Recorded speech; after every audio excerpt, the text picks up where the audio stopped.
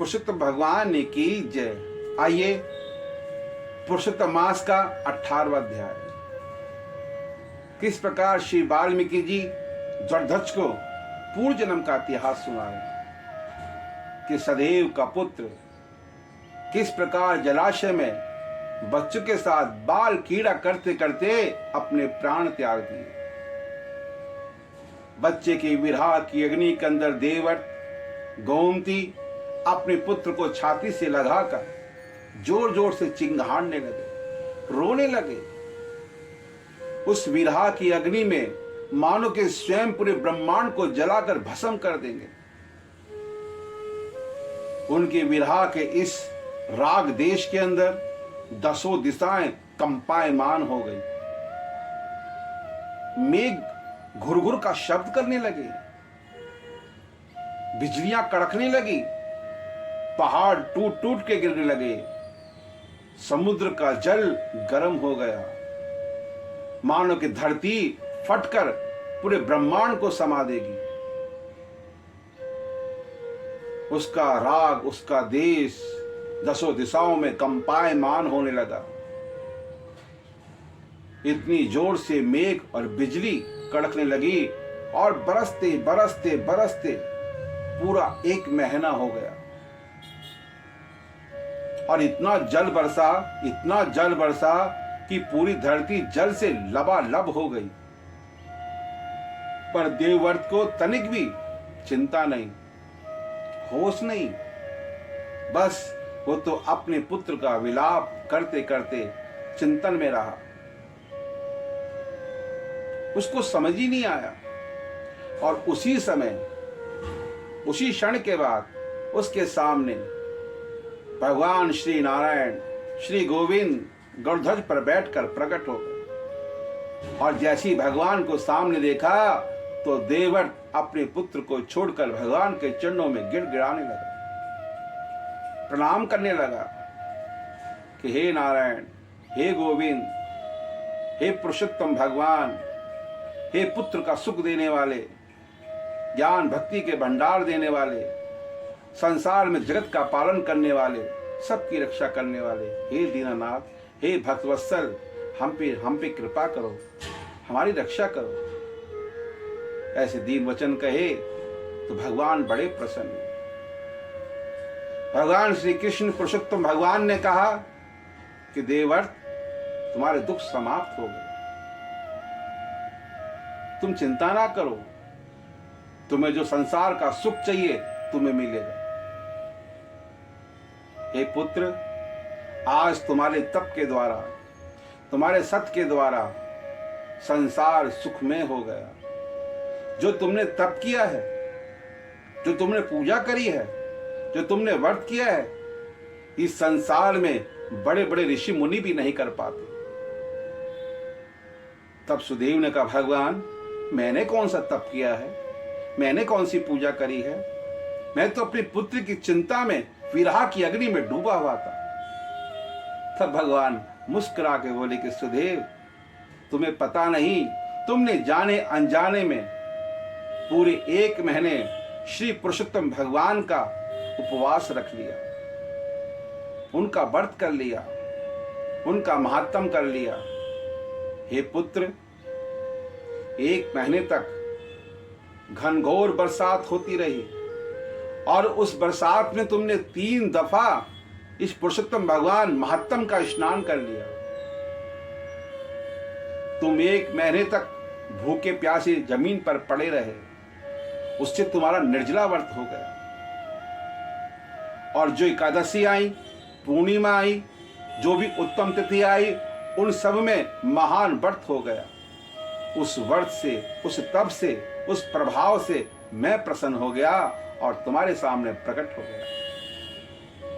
ये पुरुषोत्तम मास में जो इस प्रकार जप तप निर्जला पूजा पाठ दान यज्ञ आदि करता है, भगवान स्वयं प्रकट होकर संसार का खजाना और खुशियां उसकी झोली में भर देते हैं। हे पुत्र, तुम चिंता ना करो, तुम्हें पुत्र का सुख मिलेगा। आज मैं ये वचन दे के जाता हूँ, आशीर्वाद दे के जाता हूँ। जो पुत्र गरुड़ जी ने आपको प्रदान किया, उस पुत्र की 12,000 वर्ष तक आयु रहेगी।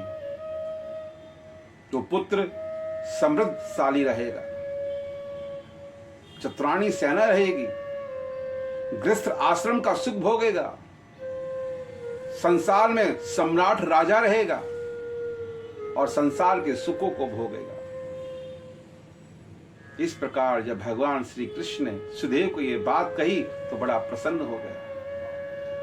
भगवान ने कहा, पुत्र, संसार में जो पुत्र हठ द्वारा मांगा जाता है उनकी दुर्दशा ऐसी ही होती है। एक समय, प्राचीन समय में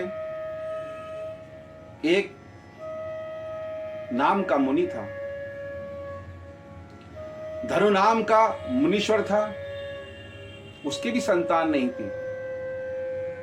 पता है पुत्र, उसने भी संतान प्राप्ति के लिए 1000 वर्ष तप किया। उसकी तपस्या से प्रसन्न होकर इंद्र आदि सब देवता प्रकट हो गए। इंद्र आदि सब देवता ने कहा, आपको क्या चाहिए मुनिवर? तब उसने कहा, भगवान, मुझे अमर और शक्तिशाली बुद्धिमान पुत्र की प्राप्ति चाहिए।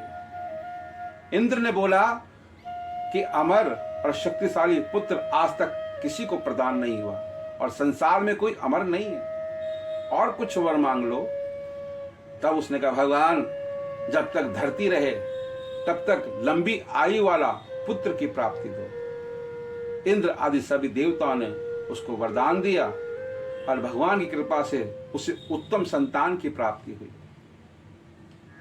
कहते हैं, धनु नाम का मुनीश्वर पुत्र को प्रसन्न करते करते वो पुत्र 16 वर्ष का हो गया। पर पिता कहते कि पुत्र, तुम संसार में किसी का दिल नहीं दुखाना। ऋषि, मुनि, ब्राह्मण, गो आदि सबकी सेवा करना। पिता ये शिक्षा देता था, पर पुत्र को क्या पता, क्योंकि बालावस्था, अज्ञानता के कारण उसी समय एक महर्षि मुनि आए और जंगल में आकर भगवान श्री नारायण की पूजा करते थे। भगवान श्री सालिग्राम का स्नान करके चन्नामत से तुलसा का दल रखकर उनका पूजन करते थे। इसी प्रकार धनु नाम का मुनि का पुत्र आया और उसने उस सालिग्राम को उठाकर नदी में डाल दिया। फिर क्या था, महर्षि मुनि बड़े क्रोध में आ गए और श्राप दिया, जा तुम मृत्यु को प्राप्त हो जा। पर वो पुत्र मरा नहीं। क्यों? वो भी घबरा गया।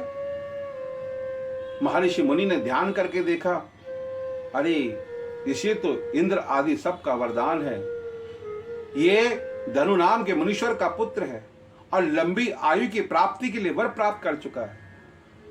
महर्षि मुनि क्रोध में आए, अपने लंबी सांस को खींचा और उससे उसने 1000 भैंसे उत्पन्न कर दिए और भैंसे मानो कि पहाड़ को फाड़ देंगे, संसार को रसातल में ले जाएंगे। और ऐसे करते उस भैंसों से हजारों पहाड़ के टुकड़े हो गए और उसी समय उस धनु नाम के पुत्र की मृत्यु हो गई।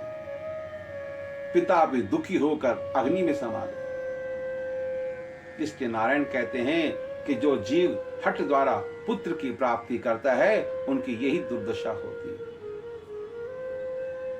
तुमने भी हजारों वर्ष तप करके पुत्र की प्राप्ति करी, लेकिन मैंने कहा था कि 7 जन्म तक तुम्हारे पुत्र का सुख नहीं है। आखिर तुम्हारे हठ के द्वारा मैंने पुत्र तुमको दिया और आज पुत्र की मृत्यु हो गई।